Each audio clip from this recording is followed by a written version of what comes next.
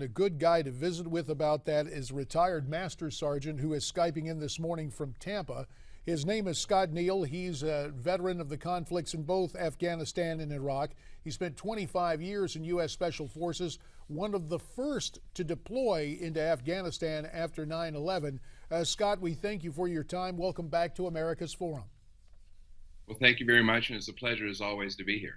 Scott, you heard Senator McCain saying we've got to go after ISIS. Do you agree? I agree 100%. And it's interesting when he said there's a divide between the strategy and the policy. Right now, the military has a strategy. We've been combating terrorist organizations. We've picked them apart for over a decade, and we're very competent in that area. But right now, there is no policy on what this country should do. Scott, Peter King was on the Sunday talk shows yesterday. He offered this analysis on the possibility of forming coalitions now in Iraq and Syria, as well as what the U.S. is doing. We want you to listen to that. Sure. I wish our president was showing the same leadership that David Cameron showed.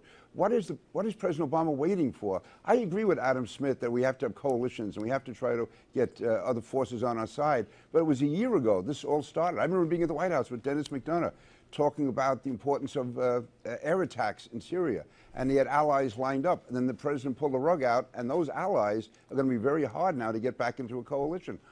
Scott, your reaction? Of course, he's correct. It is about leadership right now. We cannot stop the bus. We need to start movement right now. And there's this kind of trend where we have to have this very solid coalition and everybody's on board and we're all moving together. But that really shows a lack of leadership. We can move out, we can provide purpose and direction, and others will rally behind us. Do you believe that we need to work with Syria?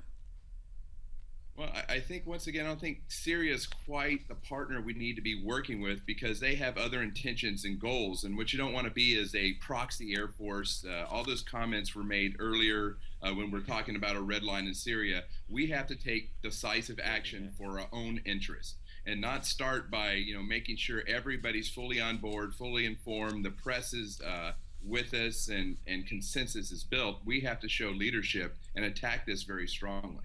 And you just mentioned, Scott, our national interests. It's interesting to take a look at the decision-making that led up to this, or perhaps I should call it the lack thereof. House Intelligence Committee Chairman Mike Rogers also spent some of his Sunday on national television. He spoke with Fox News. He says there have been plans in place, but our commander-in-chief is choosing to ignore them. Let's listen to Congressman Rogers. Certainly. There have been plans on the table. The president just did not want to get engaged in any way. That is a decision. That is a policy. That is a strategy, and it's not working. And as we listen to Mike Rogers right there, we also want to add to our discussion our friend Walid Phares, who has written about this and joined us from time to time. He joins us via phone this morning. Walid, of course, a Middle East expert, author of the book, The Lost Spring, U.S. Policy in the Middle East and Catastrophes to Avoid. Walid, we just heard Mike Rogers saying the planning was there. The president chooses not to execute it. Is that an accurate representation in your mind? From what we know is that there were multiple scenarios presented by the various departments. Of course, there were strategies, but he did not actually adopt one because each one of these strategies had different conclusions. One of the strategy, for example, was to operate only in Iraq. The other one was to have a partner in Syria that would be the regime.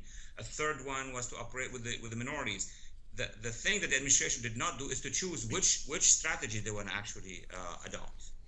Well, we take a look at that, and Scott, you're a guy who spent time on the ground early in Afghanistan. Now, when we talk about decisive action, again, is that notion, we've discussed it before, the back to the future, small groups striking strategically key spots against ISIS?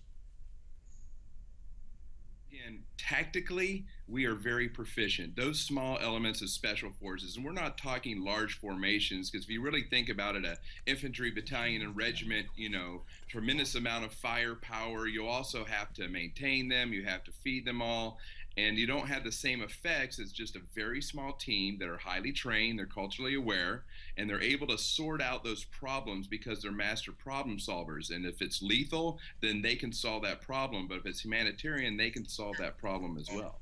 Walid, we keep talking about a comprehensive strategy. How would you describe what would be a comprehensive strategy? Is it hitting ISIS in the pocketbook? Is it getting support from our allies? What do you think America needs to do here? Well, at the end of the day, we need to dismantle ISIS. We definitely need to roll back ISIS, but it presents some problems. Number one, the most important one, when we push back against ISIS, should it be after airstrikes, after special operations, hitting the bank's account? After all of that, ISIS will be weakened. The bigger question is, who will replace ISIS? We don't want to be doing this to get Hezbollah and the Pasdaran of Iran and the Assad regime, or even the competitors, the jihadi competitors of ISIS and Nusra. This is why I'm very concerned about any strategy that would only focus on weakening ISIS and then leaving, and then get the other devil coming in, and then we're going to have another problem. So we want to make sure we have real partners for the future after ISIS. Walid, problems continue to abound in Iraq. Our parent website, Newsmax.com, features a story this morning, reports of families of missing Iraqi soldiers storming the Iraqi parliament. 1,700 soldiers apparently gone, so their families are there, and there's the story that appears at Newsmax.com. Can you add anything to the growing unrest and concern among Iraqis? Yes, of course. I mean, these are the families, as far as we understand, as far as I read the reports from Baghdad, of those who have been executed. It was on video, it's on YouTube, by ISIS. Soldier after soldier after, it's like the Khmer Rouge of the 60s or the 70s.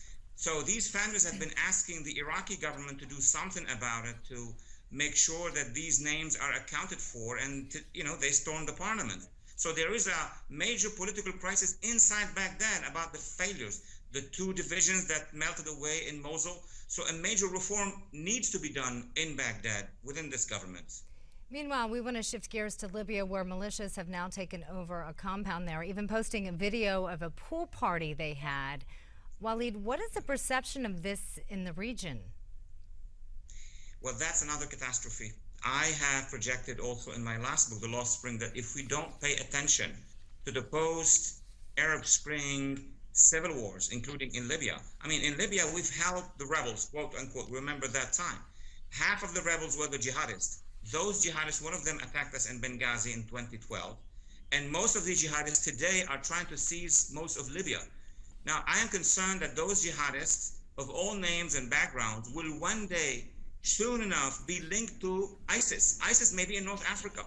So Tripoli falling into the hands of Fajr Libya, this is an organization umbrella of all the jihadists, is a very serious matter. Just one last question. Scott Neal, 30 seconds. Did we have to get out of Libya and Tripoli, abandon our embassy? Was that the right thing to do? Well, first of all, it wasn't the right thing to do. But once again, if you're not determined to stay and fight and protect what's American soil, I mean, embassies have been a tradition all around the world as that country's line. And to just abandon it wholesale, you have these images we see today. Walid Phares, we thank you for your time, and Scott Neal, we're going to ask you to hang around. There are other things going on in this world that require our attention, but to you both for this segment, we thank you for your time, and America's Forum will continue after this right here on Newsmax TV.